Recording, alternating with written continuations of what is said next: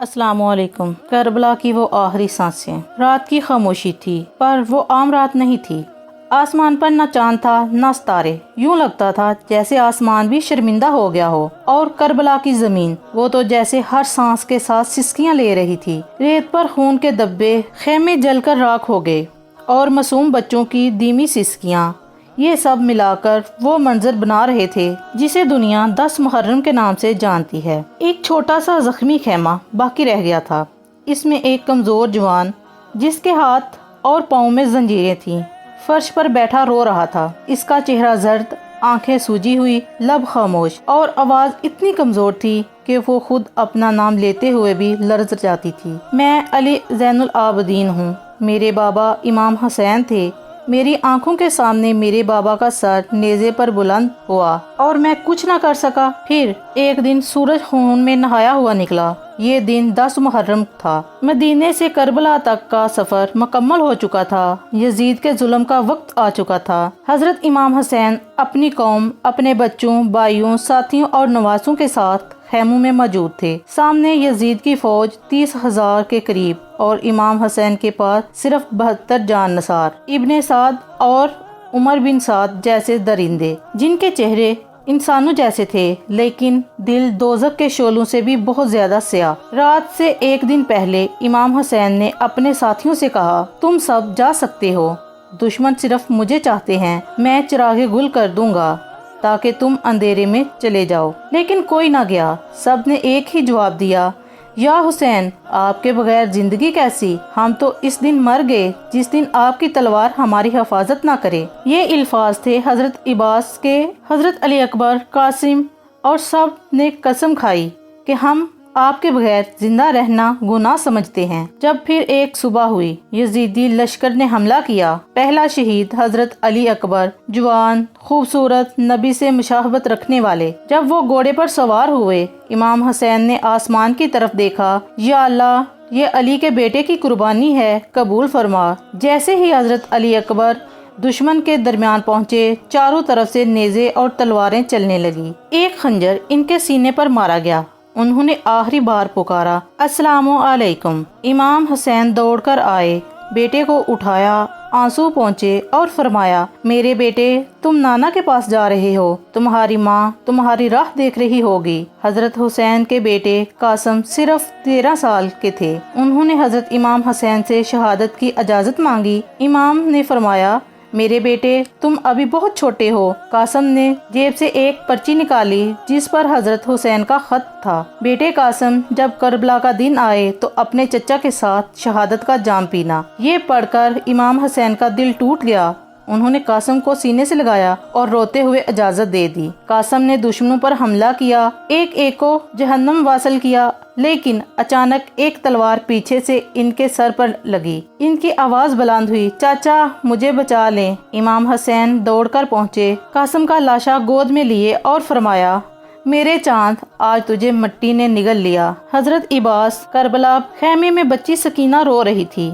चचा इबास, पानी पानी, बहुत प्यास लगी है। हजरत इबास ने पानी लाने की कसम खाई। दरियाए फरोज से मशकें बरई, लेकिन वापस आते हुए तीरबाज ने इनका दायां बाजू काट दिया, दूसरे ने बायां, तीसरे ने मशकों को निशाना बनाया। पानी जमीन पर गिरा और हजरत इबास जमीन पर गिर पड़े। या हुसैन, मैं पानी ना ला सका। इमाम हुसैन भागकर आए, भाई की लाश को देखा, सर चूमकर कहा, इबास, आज मेरा बाजू टूट गया। अब सिर्फ एक ही मर्द बाकी था, हजरत इमाम हुसैन।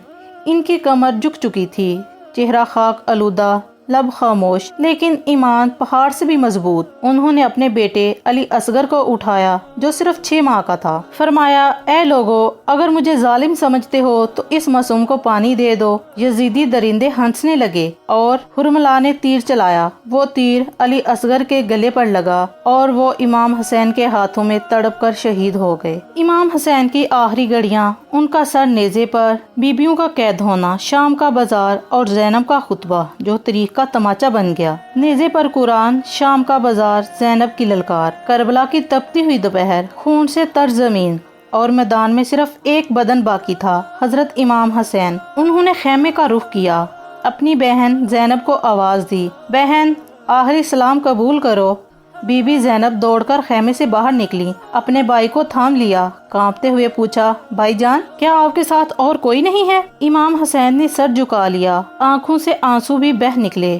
فرمایا، زینب، علی اکبر، عباس، قاسم سب چلے گئے، اب صرف میں ہوں اور یہ میرا مراکہ۔ امام حسین تنہا میدان کی طرف بڑھے، یزید کے 30,000 لشکر کے سامنے ایک مرد تنہا، مگر ایمان کی تلوار سے ایمان مضبوط تھا۔ جیسے ہی حملہ کیا، دشمن کے جسم کانپنے لگے، کئی سپاہی پیچھے ہٹنے لگے۔ امام نے فرمایا، میں محمد کا نواسا ہوں، تم مجھ سے ڈرتے کیوں ہو؟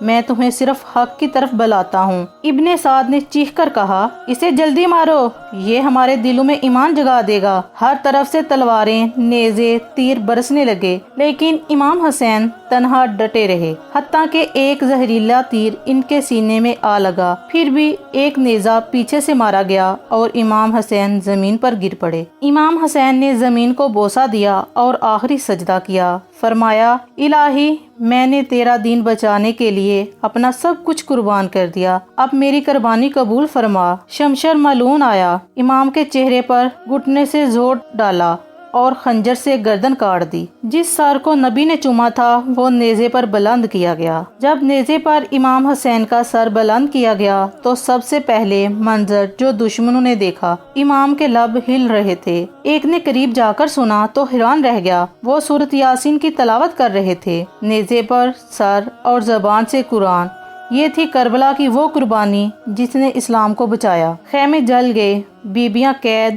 شہادت کے بعد فوراً یزیدی کی فوج خیموں میں گھس گئی، آگ لگا دی گئی، بیبیوں کے سروں سے چادریں کھینچ لی گئی، بچوں کو مارا پیٹا گیا، چھوٹی بچی سکینہ بے ہوش ہو گئی۔ حضرت زینب نے امام زین العابدین کو سنبھالا جو شدید بیمار اور کمزور تھے۔ سب قیدی بنا لیے گئے اور اگلے ہی دن کوفہ کی طرف روانہ کر دیے گئے۔ راستے میں بیبیوں کو زنجیروں میں جکڑا گیا، گرمی، پیاس، تھکن، مگر زبان پر صبر کا نام۔ جب قافلہ کوفہ پہنچا تو لوگ تماشا سمجھ کر نکلے، کچھ لوگ ہنسنے لگے، کچھ نے پتھر مارے، مگر ایک عورت نے اپنی بیٹی سے کہا، بیٹا، ان کے چہرے محمد کے اہل بیت جیسے لگتے ہیں۔ زینب نے سر اٹھایا، فرمایا، ہم محمد کے ہی گھرانے سے ہیں اور یہی اس امت کا سلوک ان کے نواسم کے ساتھ کیا گیا۔ پھر قافلہ شام پہنچا، یزید کے دربار میں۔ یزید تخت پر بیٹھا ہنس رہا تھا، سامنے ایک تہشت میں امام حسین کا سر۔ یزید نے چھری سے امام کے لبوں کو چیرا تو دربار میں ایک بزرگ چیخ پڑا، اے یزید، میں نے اپنی آنکھوں سے رسول کو ان کے ہونٹوں کو چومتے دیکھا ہے۔ پھر زینب کھڑی ہوئی، زنجیروں میں جکڑی ہوئی، لیکن آنکھوں میں جلال اور لہجے میں طوفان۔ فرمایا، اے یزید، تو سمجھتا ہے کہ ہم شکست کھا گئے؟ نہیں، ہم نے وہ قربانی دی ہے جس نے تیرے باطل کو ہمیشہ کے لیے دفن کر دیا۔ تیرا تاج گرے گا، تیرا دربار ویران ہوگا، مگر حسین کا نام رہ جائے گا۔ یزید خاموش ہو گیا اور دربار کانپنے لگا اور کائنات نے فیصلہ دے دیا، باطل مٹ گیا، حق ہمیشہ کے لیے زندہ ہو گیا۔ کربلا کا کوئی واقعہ نہیں، یہ چراغ ہے جو رہتی دنیا تک ہمیں حق اور باطل میں فرق سکھاتا رہے گا۔ امام حسین کا سر نیزے پر گیا، مگر ان کا پرچم سر بلند رہا۔ یہ تھی کربلا کی مکمل داستان، جو صرف تاریخی میں نہیں بلکہ ایمان کی سانس ہے۔ اگر آپ کو یہ سٹوری اچھی لگی ہے، لائک، چینل کو سبسکرائب اور کمنٹ ضرور کیجیے گا۔